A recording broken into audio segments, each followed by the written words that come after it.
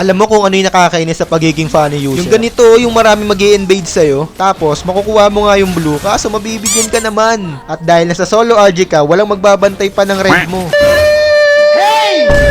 At dahil core user ka at nasa solo RG ka, kailangan mong makabawi kahit na ganun. Dahil kung hindi, nako, ako sinasabi ko na sa'yo, trash talking ka ng mga random na yan. Palagi lang naman sinisisi ng mga yan, yung mga core. Sino nakaka-relate dyan? Sa mga nagsosolo RG dyan at core user.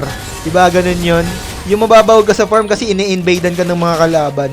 Tapos yung mga kakampi mo, ikaw pasisisihin kapag hindi ka makapag-object. Pero hindi yan yung highlight sa video na to. Itong carry, panoorin yung gagawin nito. Dahil kulang ng MM yung mga kalaban, kaya sabi ko dito, Lord na. Pero sabi nung carry, wait lang daw. Tignan nyo naman yung ginagawa ng MM. Imbis na siya yung mag-burst dito sa Lord, nakatago lang siya doon sa damo. Tapos nung nakita niya yung Kali, dinahabol niya. Ang lala no, sinusone out yung Khalid, baka daw makuha yung Lord. Pero buti na lang dito, naglock yata yung kamay ng Harley. Kasi kahit lamang siya sa level, naretrihan ko siya. Kaso, nung pagdating ko sa blue, inaabangan niya na pala ako. Grabe yung mga nag-Harley ngayon, nakakabuset. Dito, nabigyan namin yung Harley. Tapos, tignan nyo naman yung carry. Imbis mag-Lord na, naghanap pa ng kalaban. Ay po.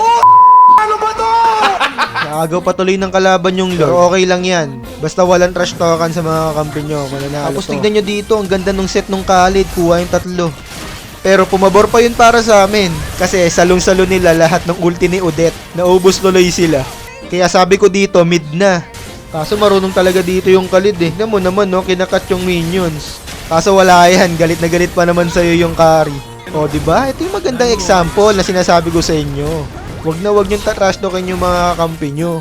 O, di ba? Nanalo pa kami. Pero bakit ganito? May warning.